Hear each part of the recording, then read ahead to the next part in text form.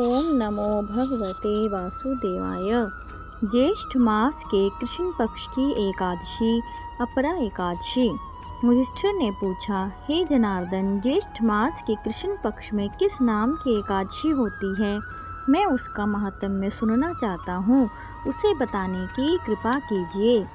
भगवान श्री कृष्ण बोले, हे राजन, आपने संपूर्ण लोगों के हित के लिए बहुत उत्तम बात पूछी है। हे राजेंद्र, ज्येष्ठ मास के कृष्ण पक्ष की एकादशी का नाम अपरा है। यह बहुत पुण्य प्रदान करने वाली और बड़े बड़े पातकों का नाश करने वाली है। ब्रह्म हत्या से दबा हुआ, गोत्र की हत्या करने वाला, गर्भस्थ बालक को मारने वाला, पर निंदक तथा पर स्त्री लंपट पुरुष भी अपरा एकादशी के सेवन से निश्चय ही पाप रहित हो जाता है।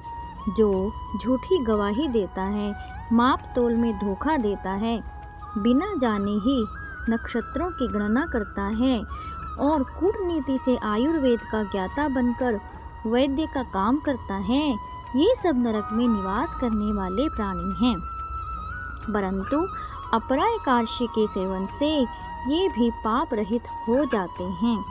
यदि कोई क्षत्रिय अपने क्षात्र धर्म का परित्याग करके युद्ध से भागता है, तो वह क्षत्रियोचित धर्म से भ्रष्ट होने के कारण घोर नरक में पड़ता है।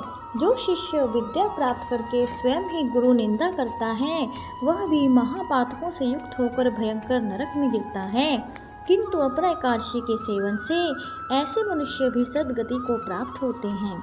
माघ में जब सूर्य मकर राशि पर स्थित हो, उस समय प्रयाग में स्नान करने वाले मनुष्यों को जो पुण्य होता है, काशी में शिवरात्रि का व्रत करने से जो पुण्य प्राप्त होता है, गया में पिंडदान करके पितरों को तृप्ति प्रदान करने वाला पुरुष जिस पुण्य का भागी होता है, बृहस्पति के सिंह राशि पर स्थित होने पर गोदावरी में स्नान करने वाला मानव जिस फल को प्राप्त करता है, बदरिक आश्रम के यात्रा के समय भगवान केदार के दर्शन से तथा बदरी तीर्थ के सेवन से जो पुण्य फल उपलब्ध होता है, तथा सूर्य ग्रहण के समय कुरुक्षेत्र में दक्षिणा सहित यज्ञ करके हाथी, घोड़ा और स्वर्ण दान करने से जिस फल की प्राप्ति होती है, अपरा एकादशी के सेवन से भी मनुष्य वैसे ही फल प्राप्त करता है।